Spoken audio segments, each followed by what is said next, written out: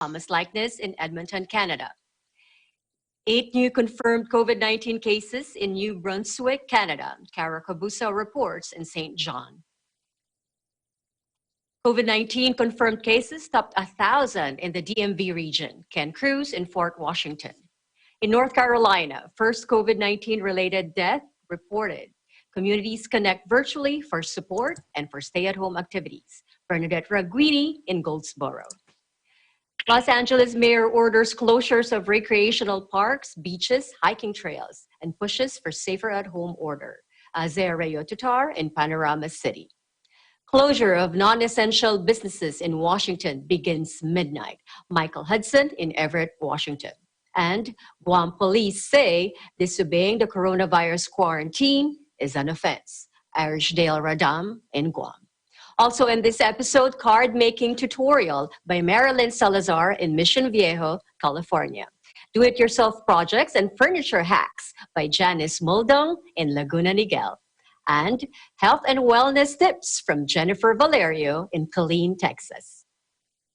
Hello, everyone. You're watching the EBC International coverage of the coronavirus COVID-19 pandemic, North America edition.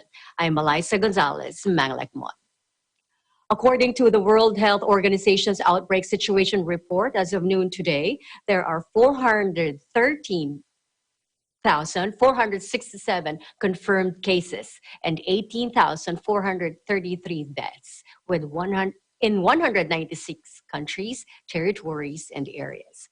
Meanwhile, according to a report by the Center for Disease Control and Protection, or CDC, as of noon today in the United States, there are a total of confirmed cases reported at 54,453.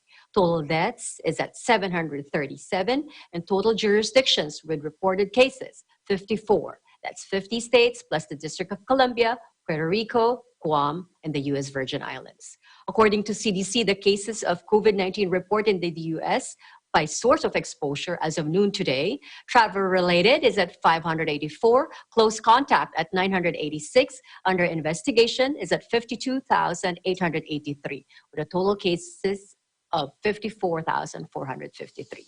According to the Coronavirus Resource Center of Johns Hopkins University and Medicine, worldwide, there have been 113,687 patients who have recovered. Maryland health officials pilot a coronavirus testing site for uninsured and undocumented residents outside the FedEx Field football stadium in Landover, with help from the Maryland National Guard. Take a look.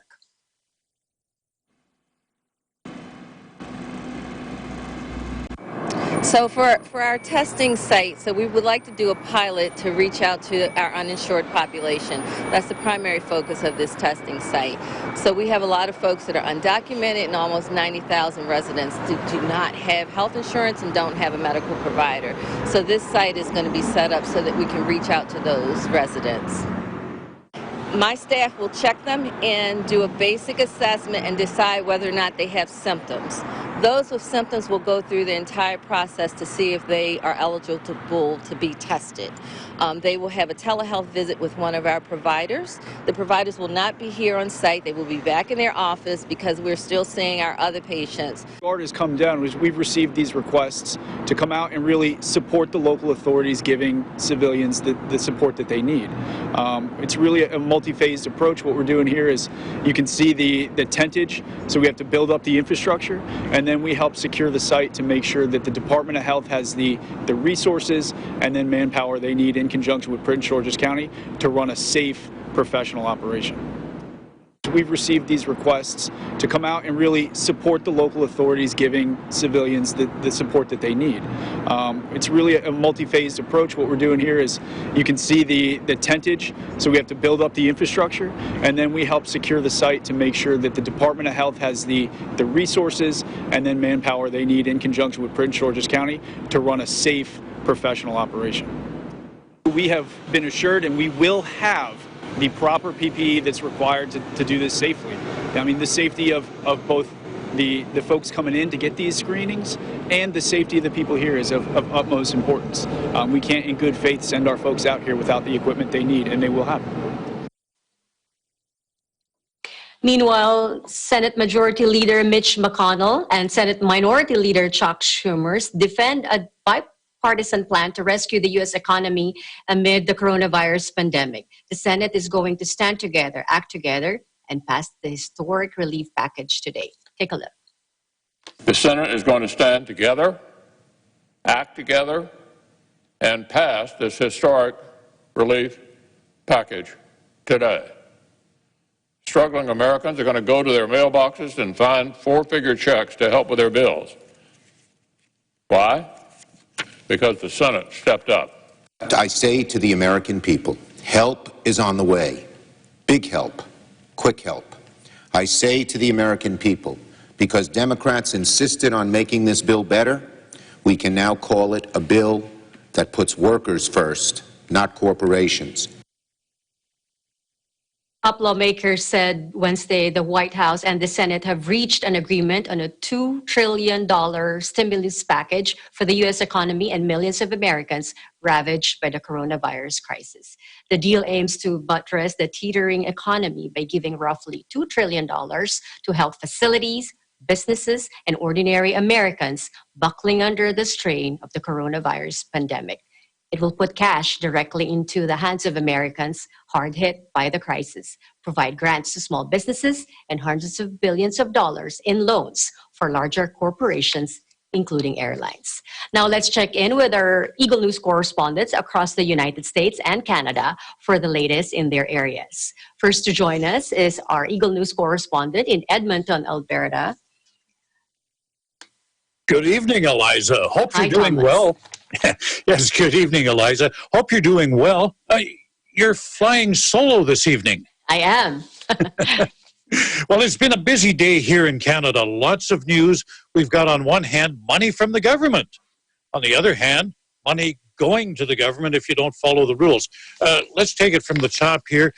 The government, the federal government, is going to help those who have been thrown out of work because of the COVID-19 pandemic.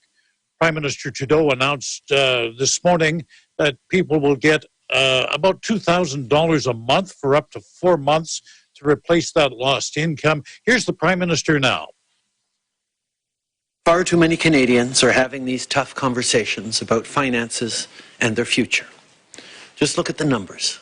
Last week, almost 1 million people applied for employment insurance. The hard truth is that people are out of work because of this crisis and worried about what comes next. Now, it's going to take about a week to get that portal up and running so people can apply online. And then after that, there's about a 10-day lag from the time you apply till the time you see a check. In our province, our premier stepped up, Premier Jason Kenney. He's talking tough and he's getting tough. At a news conference today, he announced some tough measures for people who violate the social distancing, any public health order. The message is clear. Just don't violate the rules.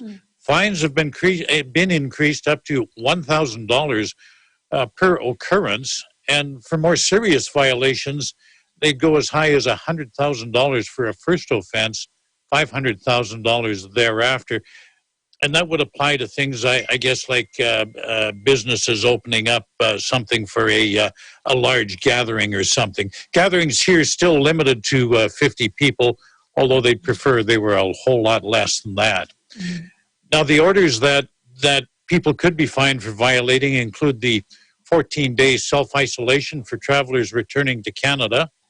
It also applies to close contacts of confirmed COVID-19 cases, as well as to any individual who's got the symptoms, and of course, to large gatherings. Premier Kenney says, and these are his words, self-isolation orders are not suggestions or guidelines. They are now the law, and they must be followed. He says most people have been following the rules, but those who don't will face consequences. Now, Kenney says we're not going to see a whole lot of police on the streets stopping people and interrogating them. No, that's not the thing at all. The system is complaints-driven. The government right now receives about 1,600 complaints a day. It'll be things like you see a large group of people, you file a complaint, the police will come along, break it up. I guess anybody who who's out of line, they could be fined. And again, it's $1,000. So that might be a bit of incentive. Now, this is also the time of year where a lot of people of different cultures and so on have celebrations. Our medical examiner, I should say our chief medical officer of health, Dr. Dina Hinshaw, she met with various religious leaders, cultural leaders, and told them, you know, plans for celebrations this year have to change. She's telling people don't travel, not even to another city in the province, not even to another town, just stay home. Don't plan any large family gatherings either. No dinners, no potlucks. And even with family within your house, maintain some social distancing.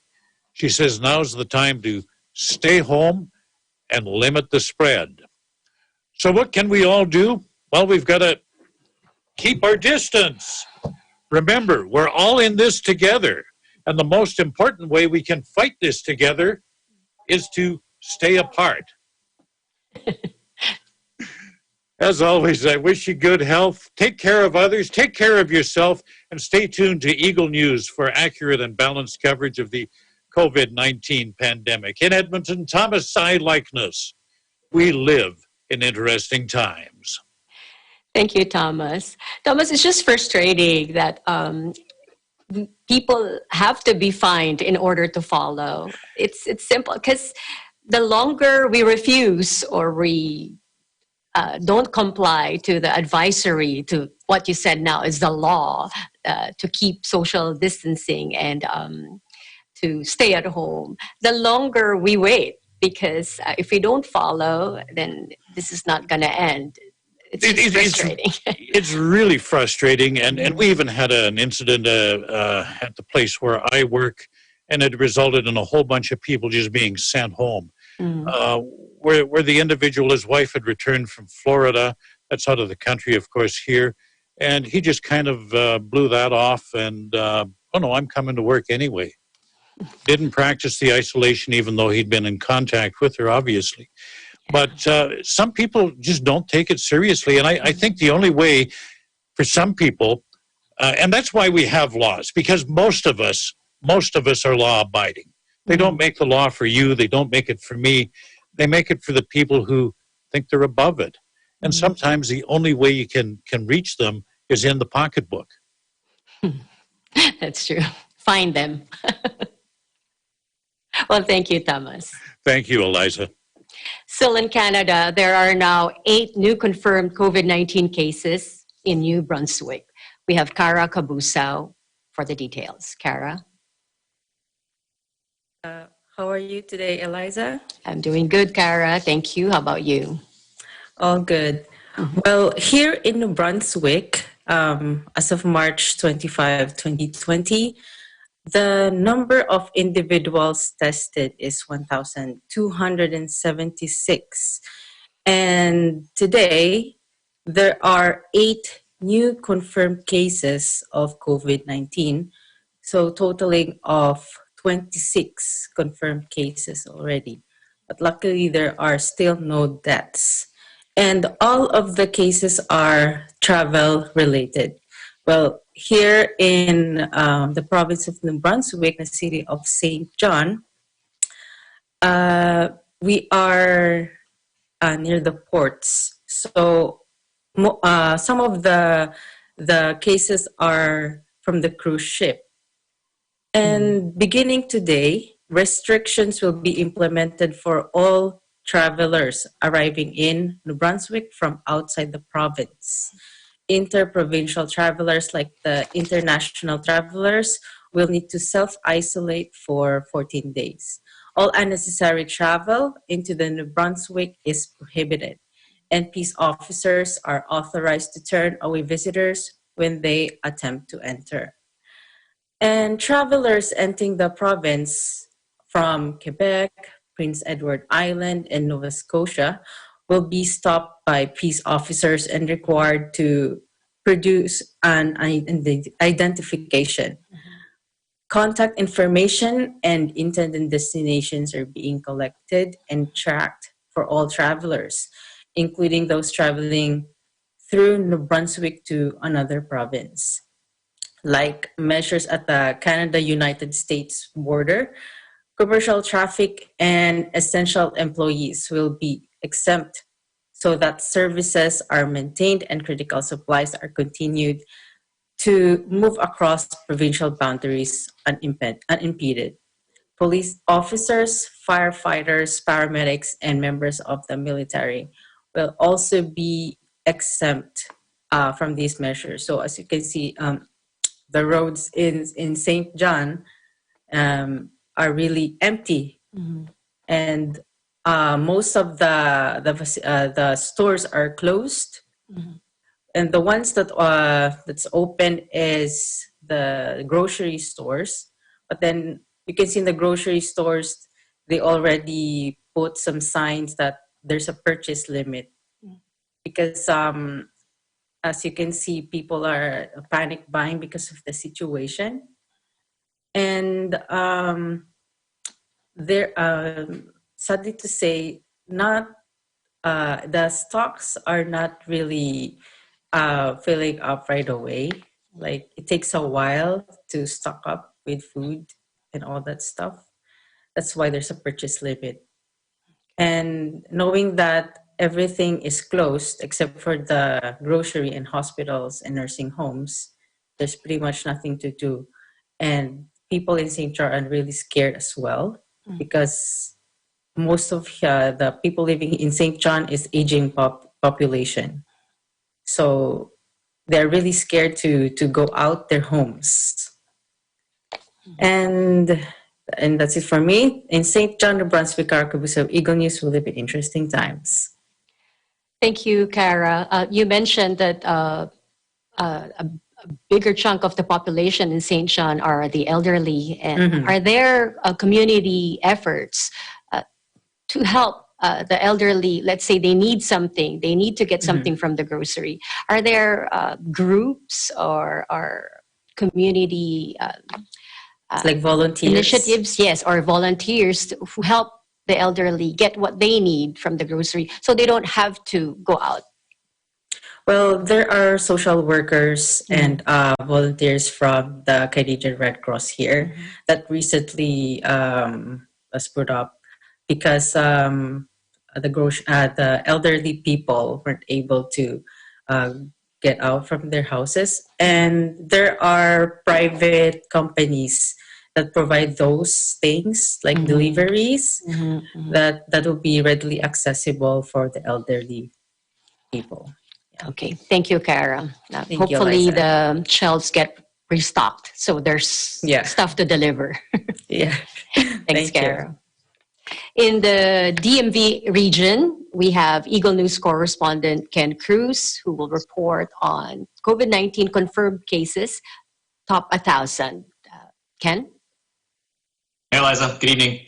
Hi, Ken. Hi. So as of 9 p.m. tonight, the DMV, or Washington, D.C., Maryland, and Virginia area has reached the 4 digits at 1,004 cases. Washington, D.C. reported 46 new patients, bringing the district's total to 187 COVID cases and 2 deaths. Maryland reported an additional 74 cases, which brings the total to 423 confirmed cases with 4 deaths. And Governor Larry Hogan said today, the higher numbers means we're testing more people. It doesn't mean the percentages are going up. The reality is this crisis is really just beginning. Of Maryland's confirmed coronavirus cases, nearly half, 217, are between the ages of 20 and 50. So this is kind of a little bit opposite of what we think, which is like the elder people are getting the coronavirus. And then for Virginia, reported 101 new coronavirus cases today, bringing the total to 391 cases and 12 deaths for the state. For the entire DMV area, gatherings are limited to no more than 10 people. For Virginia, Governor Ralph Northam said he would issue an executive order to all hospitals requiring them to postpone elective surgeries to free up space for COVID-19 patients. For DC, Mayor Bowser announced she'll spend $15 million from the district's rainy day fund on supplies for testing sites, including ventilators, test kits, and protective gear.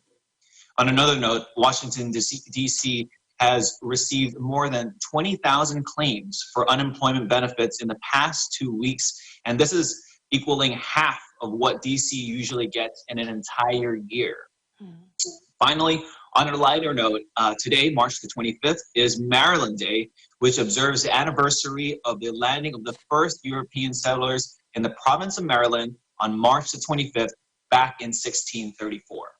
Today, Governor Hogan announced that the extended closure of public schools will be another 4 weeks, all the way through April the 24th. And this might be something that students are celebrating today on Maryland Day. In Fort Washington, Maryland, I'm Ken Cruz. Eagle News, we live in interesting times. Thank you, Ken. In DC, Ken, from 50 of maximum people in a gathering, they reduced the number of people who could gather to 10. Has there been a huge change in the crowd or the flow of traffic, or the number of people seen in the streets of the nation's capital? Massive change, because DC is known as one of the primary tourist destinations, not just in the nation, but throughout the world, right? People come here to see the White House, to see all the museums, the different memorial sites. But right now, it's a ghost town. You know, actually, right now, it's cherry blossom season, and usually in this time, you have to take the metro to get into the city because the traffic is absolutely disgusting. That's kind of the opposite right now, where you can drive throughout the city in 10 minutes. But I mean, it doesn't mean that you can't see this, like the museums. Right now, available are virtual museums, so you can actually still go on your date or still go on like a learning tour. For example, I checked out the Smithsonian Museum virtually online. You can check it out, and you can also check it out through VR, virtual reality. So it's pretty cool. So if you want to go on a date online, just pull up your iPad and tour the museum. I checked out the Bones one today, so that was pretty fun. Well, thank you, Ken. That's touring the Smithsonian's without the traffic. Not bad. Traffic. In North Carolina, their first COVID-19 related death has been reported, while communities connect virtually for support and some stay-at-home activity ideas. Eagle News correspondent Bernadette Reguini with the details. Bernadette? Hi, Liza. How are you? Hi, I'm good. Thank you, Bern. How are you? I'm doing well. Thank you. Not even a week later since the last time we updated through EBC, the number of positive COVID-19 tests have more than quadrupled in the state of North Carolina. Today, that number is at 504. In addition, North Carolina does have one COVID-19 related death. Earlier this week, the governor recently issued the latest executive order minimizing gatherings from 100 to now 50. In addition, he has closed many establishments, such as movie theaters, gyms, nail salons, just to name a few. So while some counties do have some stay-at-home orders, as of today, those restrictions are not applicable to where I live here in Wayne County. Now, around the neighboring cities, specifically here in the city of Goldsboro, the new norm is actually empty parking lots and signs on doors explaining COVID-19 related closures, for the safety of the community. Many restaurants are taking orders for takeout or offering curbside pickups. And in the neighborhoods, sidewalks are chalked with words of encouragement around various neighborhoods. Despite our surroundings, the communities do remain hopeful and united in all the things around us. In Goldsboro, North Carolina, Bernadette Reguini, Eagle News, we live in interesting times. Thank you, Bernadette. You mentioned that curbside pickup or delivery, they're still available to those who want to order food from restaurants. There is a call from the local businesses that they are still open for business, and they're encouraging everyone to take advantage of the curbside pickup or the free delivery. Do you see that activity in your area, Bernadette? Oh, most definitely. A lot of the drive-throughs that are open, there are long lines for them. You know, we're here to support. These are the businesses that's keeping, you know, fighting for the economy. So they're still actively ongoing until the order of stay at home applies. Then that's when it's really going to be affected. But as of now, many businesses, they have adjusted their hours, their times. For example, the local Starbucks is open only from 6 a.m. to 6 p.m. when it used to be a lot longer, extended hours. But their lines are a lot longer because now there's no more dine-in in these facilities. Yes, we see words of encouragement chalked on the pavements and the sidewalks. Aren't those lovely? Aren't those heartwarming? Oh, they are very, very touching. You know, it touches you. Especially these are kids that are taken out of school in our home, and you know, parents are being creative, creating. One of those pictures is a racetrack on their driveway that they're creating for, you know, for the community, and sharing words of strength and hope. So it's very a positive thing, trying to keep the community uplifted, you know, just trying to wait for this pandemic to end. I like that note that says spread love, not the virus. Right. Yes, exactly. Well, thank you, Bernadette. Thank you. Los Angeles Mayor Eric Garcetti orders closures of recreational parks, beaches, and hiking trails, and pushes for the safer at home order. We have Azer Rayo-Tutar with the details. AJ? Hi, Liza. How are you? I'm good, thank you. How are you, AJ? I'm good. So last week, Los Angeles Mayor Eric Garcetti mandated a safer at home order to prevent the vast spread of the virus throughout the city. But despite this mandate going into effect, the number of cases continues to significantly rise each day. And due to the influx of visitors after the safer at home order was placed, Mayor Eric Garcetti ordered the closures of recreational parks and parking at beaches just to strengthen the ban, just to force people to stay at home more often. So to help prepare for a possible surge of COVID-19 patients, hospitals throughout California have started to set up drive-through testing sites in parking lots just to start accepting those needing to be tested. So currently, there are drive-through testing sites here in Canton Dam, Pacoima, and also at the Crenshaw Christian Center in South Los Angeles and other locations throughout the city. And to further prepare for the potential spike in cases and to ensure that necessary resources are provided to our healthcare professionals, companies such as Tesla, SpaceX, and the Getty, they've agreed to generously donate resources to help fight this global pandemic.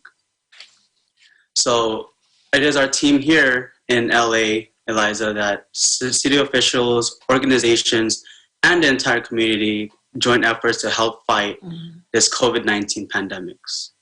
And this is AJ Rayo-Tutar in Panorama City. We live in interesting times. Thank you, AJ. At the beginning of the outbreak, school closures took effect, and students were told to stay home. And I think some parents saw this as an opportunity to, have family activities like go on hikes or go to, because they said before hiking trails are suitable venues for social distancing. But now the mayor has ordered the closure of the hiking trails. How are LA residents reacting to this? Of course, they were bummed out. There was some planning to go on later in the week. And then when they heard that hiking trails were closed, they were pretty sad to hear that, since that was one of the ways they would be able to cope with the quarantine. So I just think it's important to understand that this is just for our good, just to stop the spread of this pandemic. So it's just important to understand that there's also other ways to cope with it. So we're still able to walk throughout the neighborhood, and spend time with family at home. Mm-hmm. Well, thank you, AJ. Like your mayor says, safer at home. Thank you. In Washington State, the closure of non-essential businesses begins midnight tonight. We have Eagle News correspondent Michael Hudson for the report. Michael? Hey, Eliza, how are you doing tonight? Good. I'm good. Thank you, Mike. Great, great. Well, kind of just give you an update about what's going on in the state of Washington.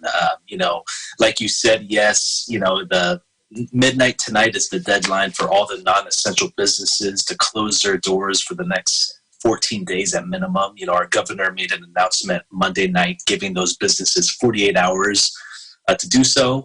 So as you can imagine, the financial impact that's gonna be on these multitude of businesses. And as you explained earlier about the $2 trillion stimulus package that's coming out, that kind of gives the business owners a sigh of relief, because at least there's some help that's coming to keep them afloat during this ordeal. As of 6 p.m. this afternoon, as far as the state of Washington, we have 2,580 positive cases and 132 deaths. So that's what's going on right now. I go out into the streets, it's getting emptier by the second. I feel like I'm like the only one out there when I'm driving my car around or walking around. And a bit of positive news, as we stated yesterday, there was a 90-year-old lady who survived the coronavirus. That went home yesterday. Actually, this morning, an 89-year-old gentleman survived the coronavirus as well. So he was hospitalized for 10 days, and apparently he was given a drug that was used, experimental drug that's used for the Ebola disease. That was used on him that worked. And so after 2 days, his fever went down. He feels 100%, obviously, and he went home today. So he credits the positivity of his family, as well as a Facebook group that he's a part of that has a plethora of COVID-19 carriers that helped him get through the ordeal. It's a roller coaster right now. It seems like there's good and bad news everywhere, but there's little things like that just shows us that there's hope on the horizon. From Everett, Washington, Michael Hudson, Eagle News. We live in interesting times. That's really good news, Michael. Like you said, support from family and friends, and avoiding the stigma that most COVID-19 patients are facing right now. But Absolutely. Once they feel that the community is there to support them, family more importantly, then recovering is easier, and it's more inspiring. Couldn't agree with you more. There's a question here. Before the non-essential businesses close, where does Michael Hudson go? What non-essential business do you go to before they close? That is a good question. For me, my guilty pleasure, I love getting a haircut. So the next time you see me, or probably in a few weeks, you'll probably see a huge afro or something like that. But yeah, that's a huge one for me. So I'm a little bummed, but it's worth the sacrifice. At the end of the day, the bigger picture is making sure everybody is well. Thank you, Mike. Thank you. Meanwhile, Guam police say that disobeying the coronavirus quarantine is an offense. We have Eagle News correspondent Irish Dale Radam. Irish?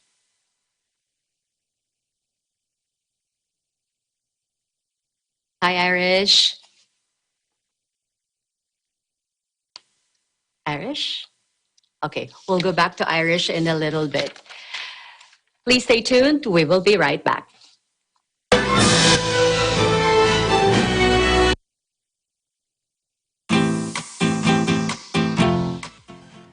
Greetings to all viewers from Victoria, Canada. Victoria is the capital of British Columbia and has one of the top 10 gardens in the world, known as Butchart Gardens.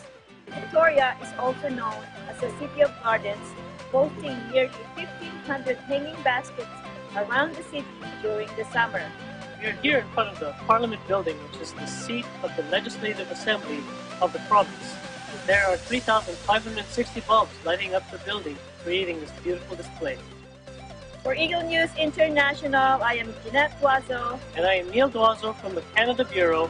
We are one with 25.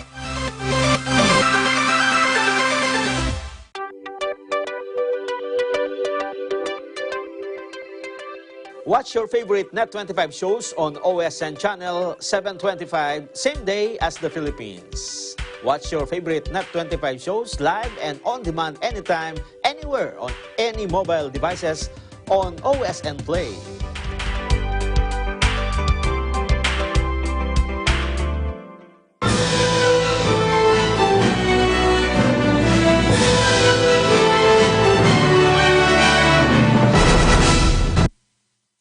Welcome back. You are watching the EBC international coverage of the coronavirus COVID-19 pandemic. Guam police say disobeying the coronavirus quarantine is an offense. We have Guam Eagle News correspondent Irish Dale. Irish? Thank you. Hi, Eliza. Hi, Irish. Yes, last night, 5 people tested positive for coronavirus, totaling the island's confirmed cases at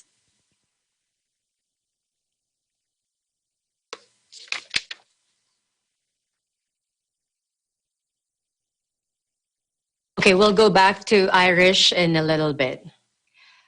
All right. Aside from our city-to-city virus situation updates, our broadcast aims to keep us all virtually connected because we support the stay-at-home advisory of the government.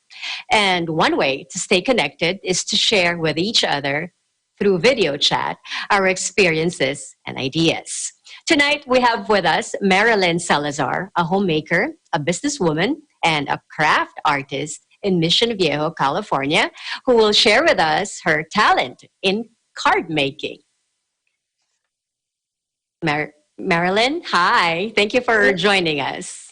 Good evening, Paul. Thank you for having me. Okay, Marilyn, share with us, before we go to the card making tutorial, how is the stay-at-home advisory affecting your lifestyle? Because I know you're always out and about and enjoying the sun, going to outdoor exercise classes. So how is the stay-at-home advisory changing your lifestyle right now?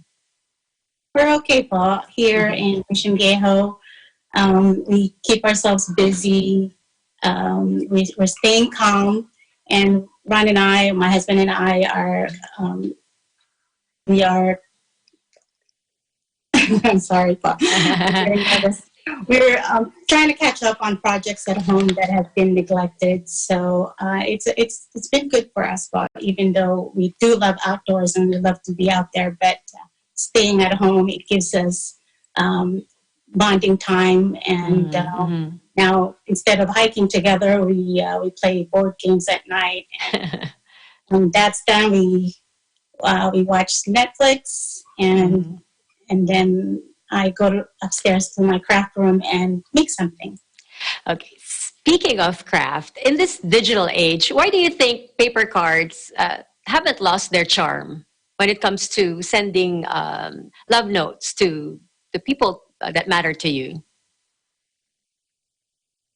It's nice to have something. I think it's nice to have something tangible, and if you made something of your own, the recipient knows that it's special and it's sentimental because you made it for them, and it's something that you could also display and look at time and time again and read it, versus if it's an e-card, you probably will read it once and then it's gone. It's in the internet. And you probably won't see it again. So I think that's nice thing about a tangible card. That's true. Well, compared to cards that you buy from the store, card that you actually make and put effort into creating, I think that makes the message more special. Now, Marilyn, share with us, what got you into card making? Ever since I was young, I've always my favorite thing to do is paper crafting. I used to make homemade cards for my dad and my siblings for their birthdays. And then when I got married and had my first child, Nicole, I got into scrapbooking.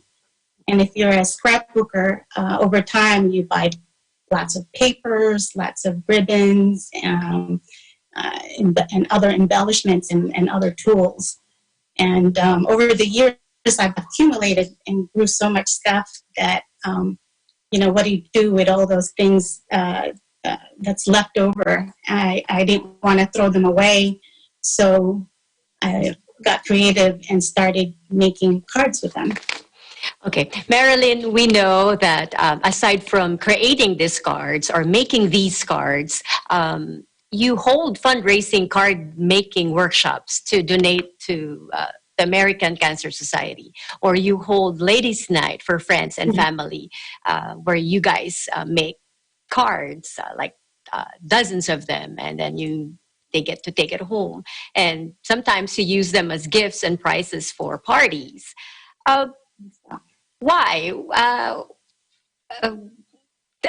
Tell us more.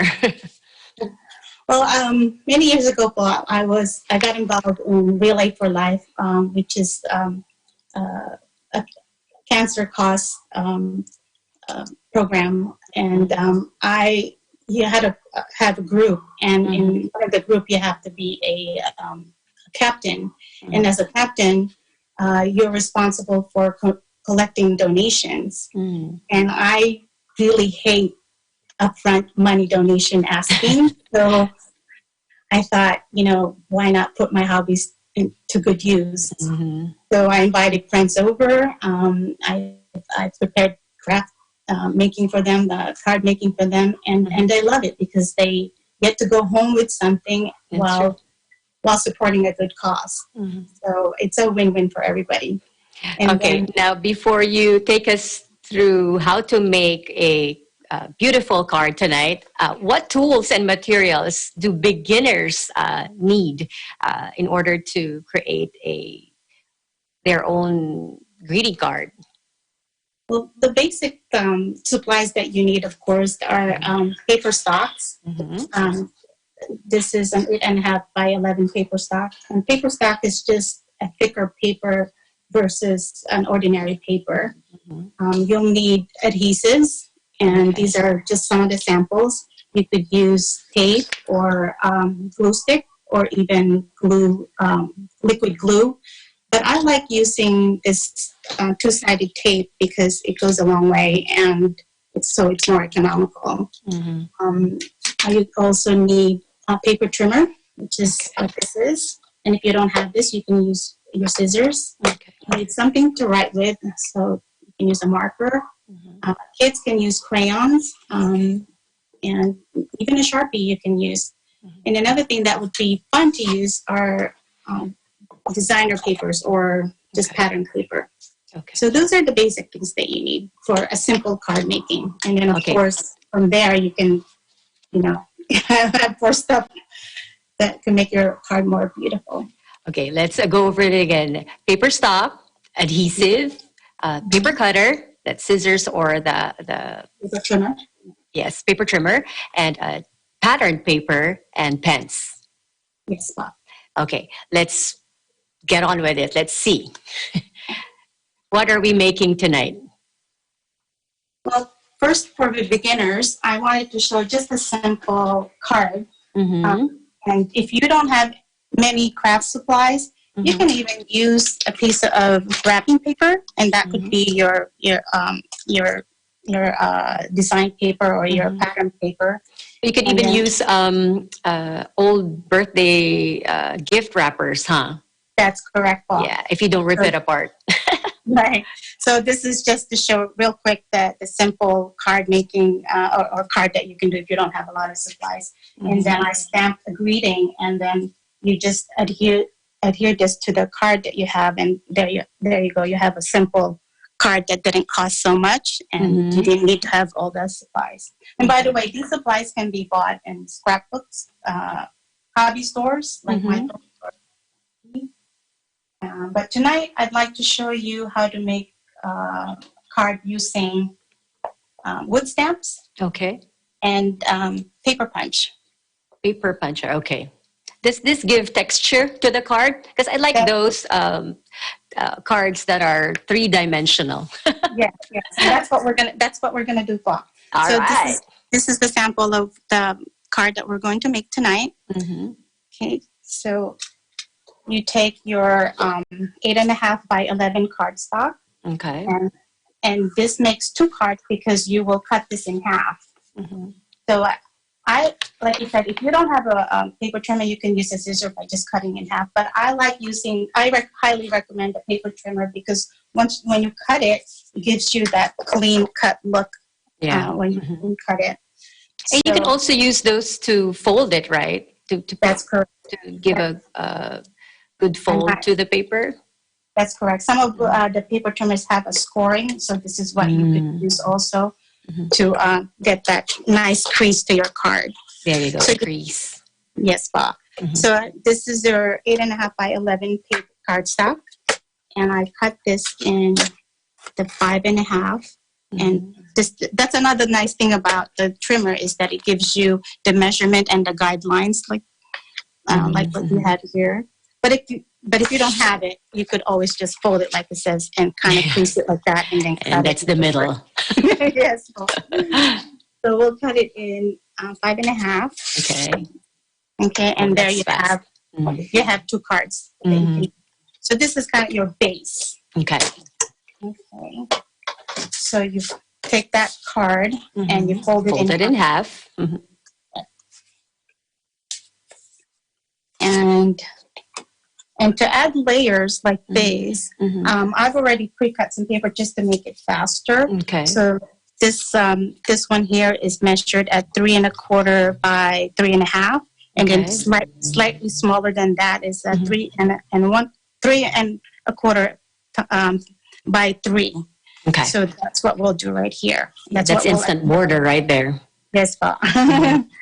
Okay. So using the stamps that we have, I've selected a stamp with leaves and a greeting that says many thanks. Okay. And these stamps, they're very reusable because you just need the ink and then use them over and over. Yes, Bob. That's right. And there are many stamps out there. You could use. You could just buy them by the set, or you can buy them individually. And so to use the stamps, I usually practice on a scrap paper first, just to make sure that it's all inked up. And when I'm satisfied with it, then I will go ahead and stamp it on my cardstock. If I were to buy a stamp or stamps that have messages on them, maybe my top one would be thanks, and then happy birthday, and then get well soon. That's cool. And that's what's nice. You can make just one design and then just change up the sentiment, just like there you go. Oh, yeah, that one. That's happy birthday. So pretty. So again, this is the stamp that I'm using, the leaves and the stem, and I would stamp it in this cardstock 4 times. Okay.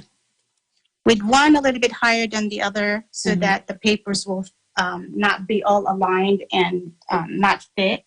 So I made it so one is higher, one is lower. Nice. And don't worry about making a mistake. It's what makes your card unique. That's true. And chances are you're the only one who'll notice it, and not the other person.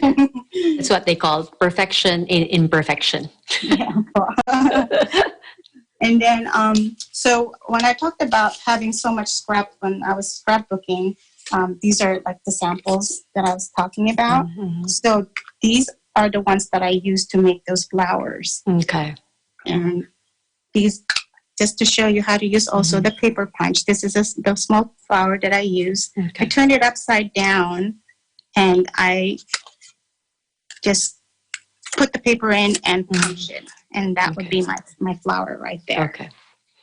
And And then I also use another piece of scrap and use another paper punch, which is smaller, just to make that little circle right there. In the middle, yes. So. Okay, let's make one flower right now to show them. Yeah. And I use the dimensional because, like you said, it's fun to have something more 3D. It gives it that nice look. So Yes. this is a 3-dot adhesive. Okay. And I just take the back sticker in that and place it on there. There. And I take another one of the smaller 3 dots. And attach to this small circle. Yes. And that's the first flower. Okay, let's put it on the main card. Let's see. Yes. And then just to make it, I made more. Yes, there you go. Perfect. And then you'll just take the pieces and just, that was my practice earlier. You can also use glue there, right? Yeah, you could use glue if you want to, but like I said, I like using the tape. I think it's just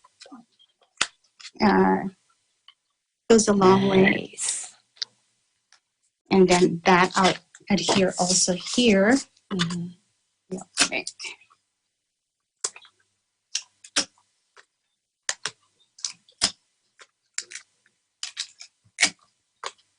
Wow. If I receive a thank you card like that, and I know that the one who sent it made it, then I would really know that she's so thankful. And this is the greeting. And there you have it. It's so pretty. Okay. What about the envelope? Do you make your own too, or do you just buy the stack one? I can make an envelope or using like a template, but it's so much easier to just buy it. Okay, yeah. And just find your size, huh? The size you want. Well, thank you for joining us, Marilyn, and for that very interesting tutorial. I'm pretty sure those with extra paper at home and those who would want to get in touch with people that they don't get to see often now because of the stay-at-home advisory would love what they've seen today. Thank you for joining Eagle News, Marilyn. Thank you, Paul. Now, from paper cards, let's move on to another art form. I call it art because this next activity involves creative thinking and skills. With Eagle News tonight is another homemaker who, in this time of stay-at-home advisories, took the opportunity to put her home tools to good use. Tonight, she will share with us some tips in creating home accents. Let's say hi to Janice Moldong, who is in her home in Laguna Niguel, California. Hi, Janice. Hi, Eliza. How are you today? I'm good, thank you. Good. Okay, Janice, before you take us to your furniture facelift tips, how are you adjusting to the stay-at-home mandate or advisory that's going on across the world? My gosh, Eliza, honestly, it's been a little bit of a challenge because I'm just so used to being out and about all the time, being at work or having my weekends, like dedicated for church activities. So it's been kind of an adjustment for us as a family to actually be together more than 40 hours a week, like day in, day out. We wake up, we see each other. My husband and I are working from home, literally like 6 feet apart from each other. And I think the most challenging part is homeschooling, with my daughter who is in kindergarten. So they're getting their homework, they're getting, everything they're supposed to be doing at school, but now it's up to us as the parents to teach her. So I have a lot of respect for educators. I know. Things we appreciate now, huh? Definitely. Now, you are at home for more hours now, and you said this gave you the opportunity to get to the things that you've been neglecting for months or for years. So tell us about it. Well, just a little backstory. At the end of the summer last year, we moved. We were living in Tustin, California in a condo selling. and we moved back to my in-laws' house. So the house was built in the 90s. There were a lot of things that needed to be upgraded or remodeled or replaced. And I'm the type of person like, hey, let's just buy it. Like, I don't care how much it costs, but or he's the more practical one. And if I can YouTube it, if I can do it myself, then let's just do it. So that's kind of how it all started. So yeah. Okay, so you gave a few of your furnitures a facelift. Okay, if I were to get into spicing up the house by giving a few spots or a few corners a facelift, what tools do I need? Let's say 5 tools that I would need. Well, definitely, I think a nice fresh coat of paint is going to help. So you're going to need your paintbrush. You'll need multiple paintbrushes, and you'll need these, what are these called, babe? They stir. You stir. For the paint. The paint with it. So as well. So obviously, I'm not a professional at this. Like, I just recently started this. I don't even know what the words are yet. Okay. This thing, it's very important. It's called a laser leveler. So when you're putting shelves up, and it's very particular about it being even, you use this to level, and the laser shows you like where to put the nails and the screws. Another thing is a drill. You can't do it without a drill. I would love to have one of those. I used to do everything with like an actual screwdriver, so that's been very helpful. Okay. Just a lot of like, painter's tape and covers, old cloths. Okay. Use old t-shirts too. Okay, before you teach us or before you show us what you're gonna give a facelift on tonight, what have you improved? What furniture or what household item have you improved within this week? Wow. So within this week, I've actually had 2 different projects. The first one, it only took me maybe less than 12 hours. I started on Friday night, and by Saturday, we had already like put it back together and put it in a bedroom, and it was our bed frame. Ooh. Bed frame for a few years now, and it's been through some rough times. Like there's a lot of dents and scratches. So I thought that with chalk paint, which is the easiest to use, paint it. I had to kind of bribe my husband into bringing the headboard down, so we did that. And he basically, like, I was the one who did the taping up. He said, I don't want to have anything to do with this. Like, I house is your project. So, yeah, it took about less than 12 hours. I just painted it and then waxed it when it was dry, and we put it back together. The other thing was the fireplace. So this one I've been wanting to tackle for the longest time, but just haven't had like the opportunity. I basically just took some extra paint that we had from our walls. It had a gloss, and I applied it to the fireplace. I used a primer first, and after that was dry, I added the paint. Okay, is that the one behind you? The fireplace behind you? That's the one. So all right. Well, good for you. Okay, now, what are you going to share with us? What are we making tonight? Okay, so for every person who loves DIY, they know that IKEA is the place if you want to feel like a master at it. We have this, I think it's like a little shelf that you can put, your seasoning or spice rack. Books. Yes, exactly. A spice or books, yes, small books. It's just this regular wood. So what we're going to do today is actually just paint it. I had some leftover chalk paint here, and just to show you, it's really easy to paint. Like just a fresh coat of paint on everything can just help the look of your furniture and your whatever items you want. So what color are we using? So this one is called Mesa Taupe. Taupe. Yes, it's my favorite color, especially for the house. So you just put, small coats, and once that's dry, you apply a second coat. Okay. So it has to be wood paint, right? Not necessarily. You could Okay. acrylic paint, but I've noticed that chalk paint is the most forgiving. It's called chalk paint? Chalk. Okay.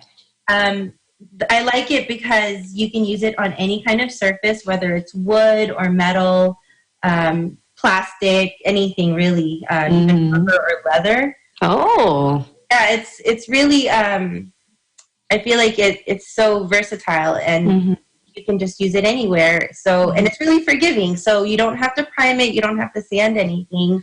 Wow. Yeah. So that's just a little, I would have to wait for it to finish dry before I put the second coat. But okay. pretty much do that to the entire thing. Okay. Once that's done and everything's dried and you're ready and you want to move on, okay. Have this wax. So you would basically just put wax on it once it's dry. Is it for protection purposes or for more shiny look? What is it for? It does add a little bit of gloss, but when you add the wax to it, it helps keep the furniture from chipping. Oh, okay. That's good to know. And for people who like the distressed look, I know that's it right now, like the shabby look. This is good because it'll chip naturally if it has to, but it will definitely help, keep your furniture in a good condition. Yeah, my sister, she kept my grandmother's cabinet. It's a big antique cabinet, and she was told to keep the look, to use shoe wax all over it to preserve the antique look. So. Yeah, there's so many ideas out there, and if you're into Pinterest, like it's just a rabbit hole for DIYers. Okay, so we wax it, and then that's it. Once you wax it, you buff it. I rip up like old T-shirts, and I would just take a little bit of wax. I'll just like a little piece here. Nice, and then we put it wherever, right? You would just add it there. You can see that. And then once it dries, you would just take another T-shirt and just buff it down. And that would remove some of the gloss. So, yeah. And that's yay! So easy, Eliza. Like, anybody can do it. Well, thank you for sharing your simple furniture hack tonight, Janice. And we hope to see more from you. Thank you. Thank you. Thank you. Tonight, we have brought you the charm of paper cards and the joy of giving your home a facelift. Now it's time to give our health the boost it needs, especially in this time of a virus scare. Joining Eagle News is a salad master health and wellness coach from Killeen, Texas, who specializes in healthy eating. Jennifer Valerio will share with us a couple of recipes we can do at home to boost the immune system. Hi, Jen. Thank you for joining Eagle News. Hello, Eliza. How are you? I'm good, thank you. Hi, Jen. Okay, Jen, in this time of stress and very uncertain time, why is sleep important? Getting enough sleep, even though you can't sleep, because people are thinking of a lot of things right now. Why is it important for us to sleep? Because sleep helps the body repair. It also helps the body to regenerate and recover. And research shows that better sleep quality can help the body fight off any infection.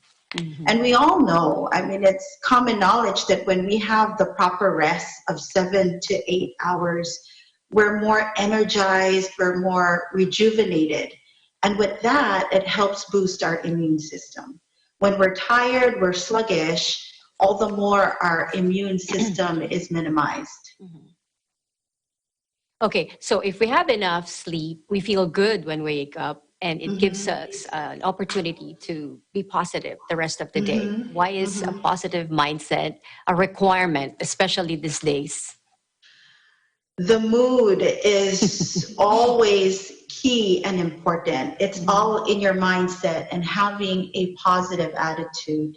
And I tell everyone around me that we need to be and remain optimistic during these times, because when you become worried, depressed, that too you're more susceptible in getting sick because of your body shutting down. If your mind is shutting down, then it also affects the body. So having a positive, optimistic mindset helps in boosting your immune system, which we all need to do during these times. Okay, you mentioned optimism or being optimistic. When one is optimistic, when one's mindset is always positive, it's so easy to be kind to one another. Jen, share with us this personal story about what happened during your mom's birthday. Oh. So I normally don't like to do the grocery shopping. And I even like to we have delivery. You can go online and they deliver it to you. And by the way, this is Cherry, was one of my consultants. And she's going to share one of her healthy tips that she does with her children, being that she's home. But Cherry actually would even do my shopping for me and pick up the flowers. And we would go on the phone and she'd show me what they have. So here I was, it's Mom's birthday this past Friday, and I had to do some grocery shopping because I wanted to cook for her, of course. And I was at HEB and the line was so long, Eliza. I got up at 8 in the morning, okay? They open at 8 because they changed the grocery times here. There was 60 people in line and it was cold and raining. I said, I am not going to stand in that line. So instead I went to Walmart. Luckily, there was no line in Walmart. And I got all the ingredients I needed, but the flowers were not fresh or they were not looking so well and they were quite pricey. So even though I didn't want to go shopping again, I said, I need to go to Sam's Club. So here I am at Sam's Club. I'm the type, I want to just get everything I need, and then I don't want to shop for the next 3 weeks. So I'm buying our flowers because it was actually my birthday too on March 20th. Oh, happy birthday. Thank you. So Mom's was Friday, mine was Sunday, and I love fresh flowers because, again, you want to set the mood in the environment that you have, right? Positive mindset the whole day. Exactly. And, seeing beautiful things around you gives you that positiveness and the colors and the bright flowers. It just, it's that mood, and I just love fresh flowers. So here I am picking out all these flowers for me and Mom, and I'm checking out, and the cashier says, I'm sorry, ma'am, but there is a limit on flowers. You only can buy one set. And I'm like, what limit? I saw no sign. There was no sign on limit on flowers. I said, look, everybody's buying water and food. Nobody's buying flowers. I just want flowers. I know. So and she was like, well, let me pull this bundle out. And I'm like, no, not that bundle. Pull out this bundle. And then I noticed the guy behind me, the guy next to me, was like giving this look like, oh my gosh, she's taking forever. That type of like annoyed with me because here I have so much and I'm deciding which flowers not to take or take. And then I decided, I'm like, no. I said, he's going to buy my flowers. I said, sir, excuse me, sir, could you please buy my flowers? Don't worry. Because it's my birthday. I will pay for it. Today is my mom's birthday, and my birthday is on Sunday. I don't want to come back here to get flowers. I'll pay for it. And then after, she was like, okay. And then I go back to the cashier. I said, look, he's going to pay for my flowers. And then she was like, do you know him? And I'm like, no, I don't know who he is. And so while she's checking me out, and I looked at his car. Checking you out. Yes, she was checking me out, like checking out all of my things. I look over to his car and I said, sir, and also I'll pay for whatever you got in your cart. You did? Like, yeah, and he's like, really? And okay, let me buy you flowers too. Hold on. And he said, really? And I go, yeah, sure. I said, I'll pay for your whatever you got there. So here we are, we're checking out and we're walking out. And now he has a smile on his face, right? And I said, sir, I'm so thankful you only got bottles of water and coffee. If you had a full cart, I don't think I would have paid for everything. But anyway, and then he said, happy birthday to your mom and to yourself. And he gave me the flowers. But that's one way I just said, you know, random acts of kindness, you know, just, you know, help out when we can. Especially during these times, huh? Yes. Okay, Jen, from flowers, let's move to your special recipe. Okay. Special ginger tea. Show us, how do we make that? Oh, it's just so simple and easy, Eliza. All you need is 3 simple ingredients. Do you have it with you right now? I sent the pictures over. Okay, we'll see the pictures. I made it actually for Mom's birthday. We had afternoon tea here, and so we use ginger because, you know, ginger has many medicinal beneficial properties. And also, one of my favorite things is lemon doTERRA oils, essential oils. It's right here. I travel quite a bit for what I do, and I like to put this even in just my water because this is a high source of vitamin C, and it fights off whatever, if you're feeling that grogginess or that sore throat coming on. And also, so you slice up the ginger, boil it, then you strain it out, and then you put your, I put Manuka honey. Now, everybody likes raw organic honey. Now, when I was traveling to New Zealand a few years ago, in Queenstown, everybody there was this big thing about Manuka honey. Manuka honey, Manuka honey. And Manuka honey is very good because it has a high source of antibacterial properties from the nectar of the Manuka flower that grows in New Zealand. So that's why it is so sought out by many people. I mean, Eliza, I was at the airport and I saw one of the bottles going for $300 just for Manuka honey. So every level, $300. Yes, so every level, there's different levels, but there's affordable ones. Like this one here, I just got at Home Goods. It was $14.99. Not bad. Yeah, it's not bad at all. But Manuka honey has a higher concentrate of the antibacterial flower. So so you mix it. You mix it in the boiled ginger water. Yeah. So once you strain out your ginger and you have your and we love our salad master because it retains 93% of all the nutrition and that flavor. Then we put the honey, and then we put several drops of the lemon. And this is my favorite go-to tea, especially when I'm traveling and I come home and I know I need to boost my immune system. The next one that I absolutely love is this new thing that I made is this mango, red onion, bell pepper, lime salad. Is this the antioxidant salad? Yes. All right. And share high it with in us. vitamin C and totally immune boosting salad. You know, in these times, Eliza, we need to take care of ourselves and eating the right types of food that will benefit us. And that's why it's best to eat whole foods, you know, simple, but whole foods.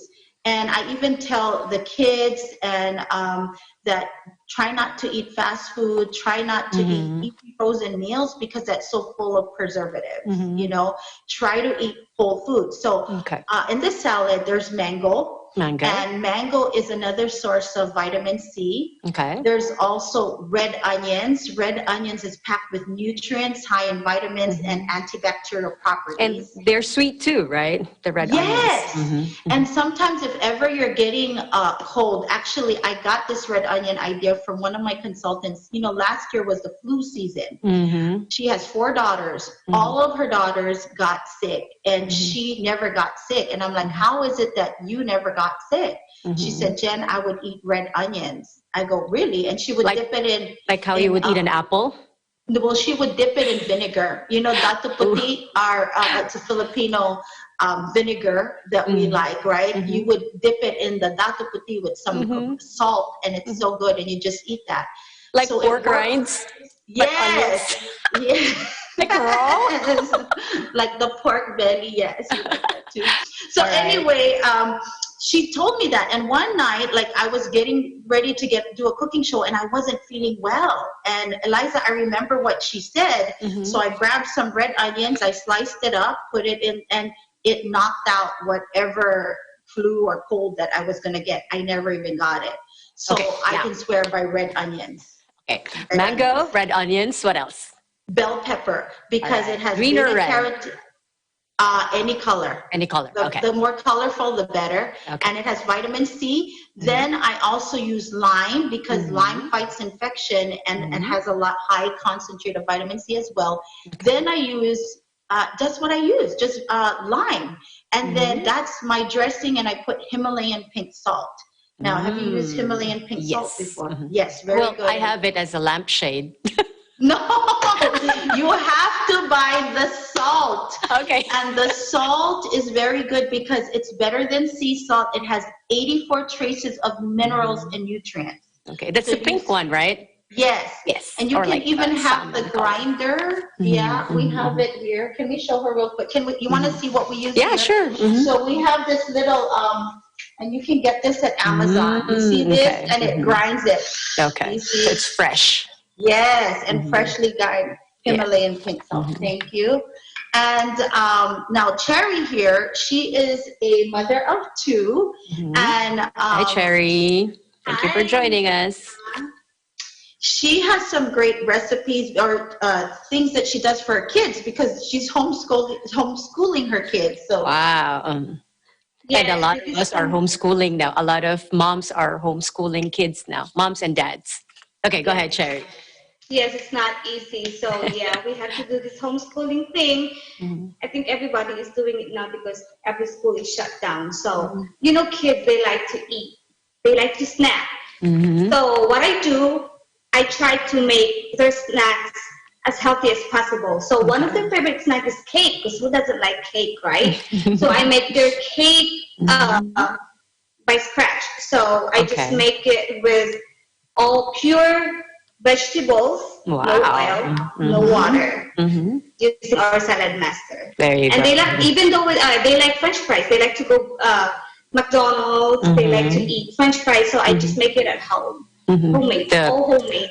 All homemade. From the real potato. I mean, yes, yes. And actually, can I share an interesting tip? We were talking because I don't have children yet. And I'm like, oh my gosh, when I was shopping at Walmart, I noticed all the snacks are gone. And I realized it's because all these parents are stocking up for their kids. I'm sure their grocery bills have gone up now that they got to feed their kids 24/7. And Cherry has we were just talking over lunch. Cherry, what do you do in controlling the snacks in your home? Aside from the healthy snacks, of course, there are things that they have. Tell them what you do, and it's smart. Yeah. I think it's a smart thing. Yeah, so what I did is I bought this two $1 thing from like a case, like a Tupperware thing. So what I do is every morning I put snacks there. I put their names. I put their snacks there, so they can just grab it from the Tupperware. Yes. Then if they eat it all for the day, they're done for the day. No more snacks for them. Oh, so whatever's there, So rations. that's all they can get the whole day. Yes. Okay. So even the snacks are rationed. Yes. I like that idea. That way the kids won't be going through the pantry, getting everything and eating whatever they want. She controls it by showing them, hey, this is your snack for today. And that's it. Well, thank you, Jen and Kat, for sharing your super mommy tips and super healthy ideas that we all could benefit from. Thank you for joining Eagle News. Thank you. It was a pleasure. Thank you. Okay. Now we go back to Irishdale for an update of the COVID-19 situation in Guam. Irish, hi. Hi, Eliza. Okay. Last night, 5 people tested positive for coronavirus, totaling the island's confirmed cases at 37. Today, 233 cases tested negative for COVID-19, and the governor has requested for 1,000 more test kits. Of those, 1 has died and 36 remain in isolation. Additionally, 4 sailors at sea also tested positive for COVID-19 and were transported off the USS Theodore Roosevelt to Guam. They were treated at the Naval Hospital where they are now in isolation. We are now at day 12 Since Guam has been placed in a state of emergency, lockdown with only government essentials functioning, and with that, the limited staffing and a mandated social distancing. In light of that, GPD or Guam Police thanks the public that disobeying coronavirus quarantine is a misdemeanor on Guam. Several minors have been taken into custody and were released to their parents. The airport is at a standstill from decreased tourism.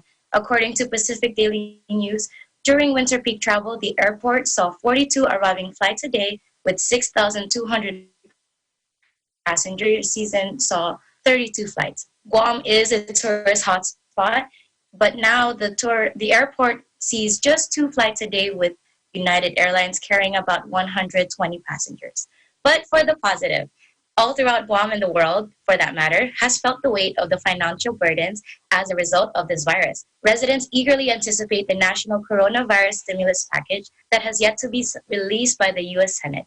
According to Governor Leon Guerrero, Guam's share would be $111.8 million.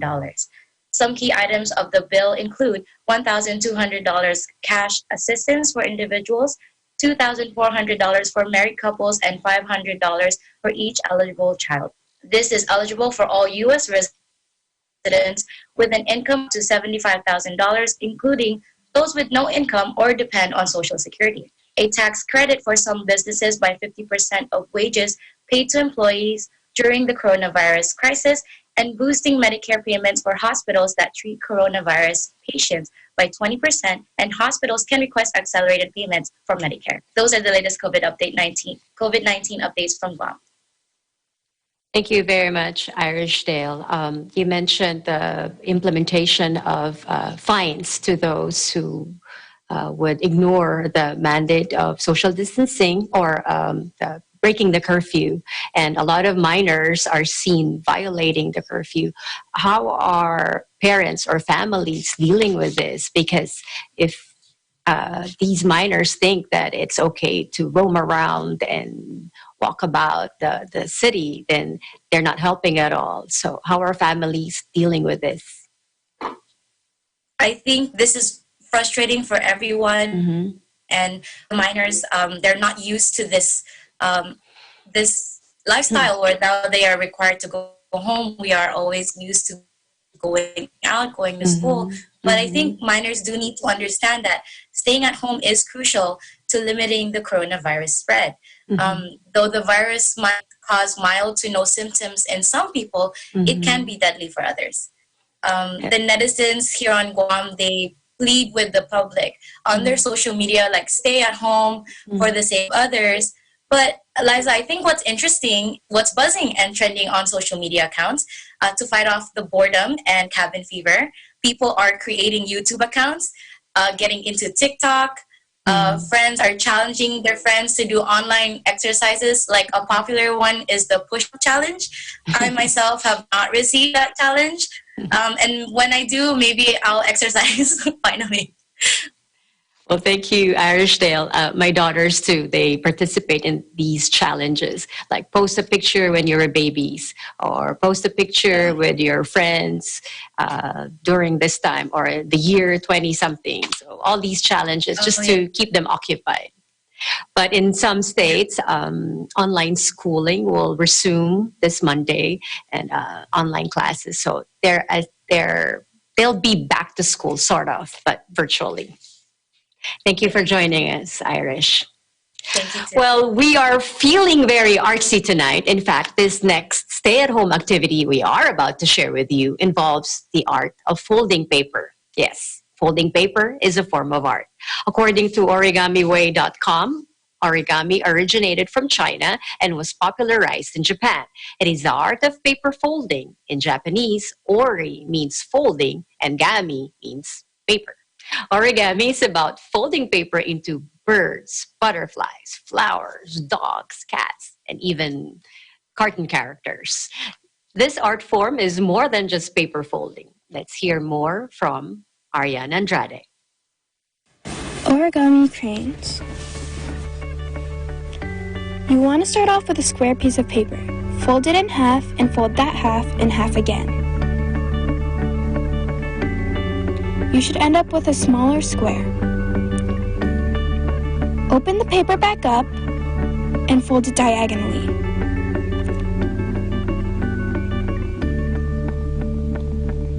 Once you've got your triangle, fold it in half again to make another crease.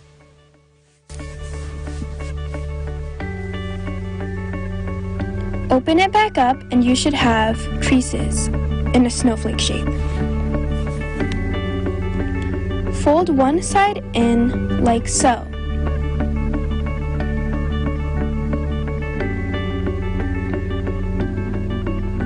Fold the other side in, pushing it inside so the two ends meet, and you have a diamond shape.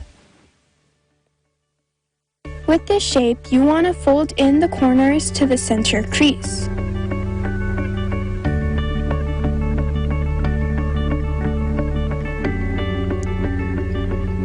You should end up something looking like this. Fold the top flap down and turn it around. You do the same exact thing, meeting the center crease.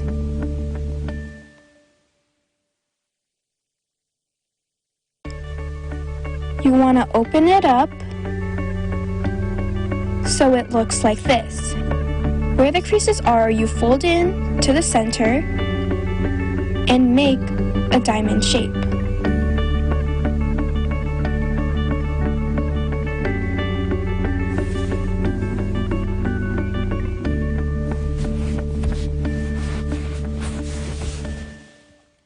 Turn it around and open this side. Make sure the flap is up.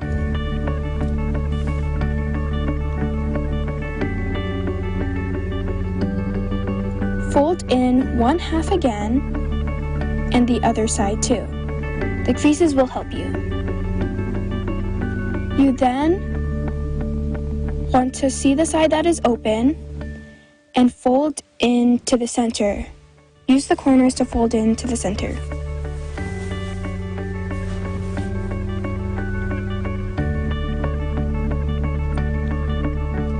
Turn it around and do the same thing on the other side so it is symmetrical.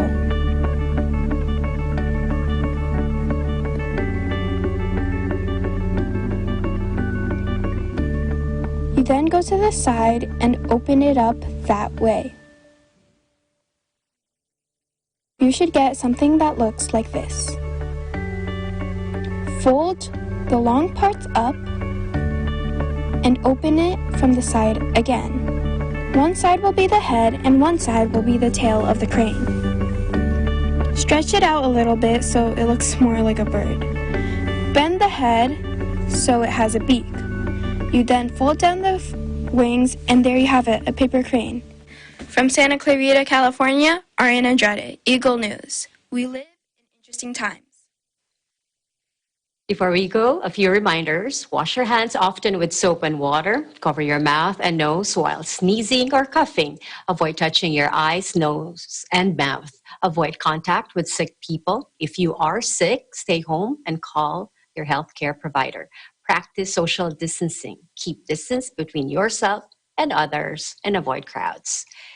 That is today's EBC international coverage of the coronavirus pandemic North America edition. Thank you for joining us. I am Eliza Gonzalez Manglek Mott. We live in interesting times.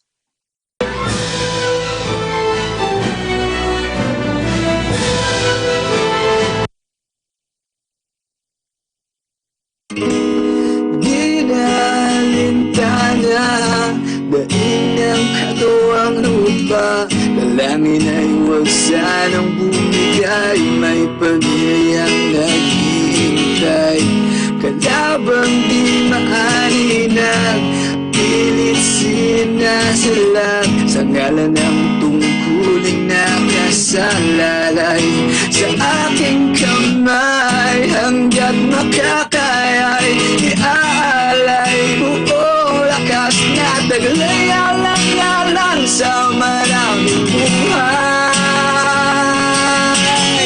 Magsisilbing paranggalang sa bayan kong nahanap sa pangyari.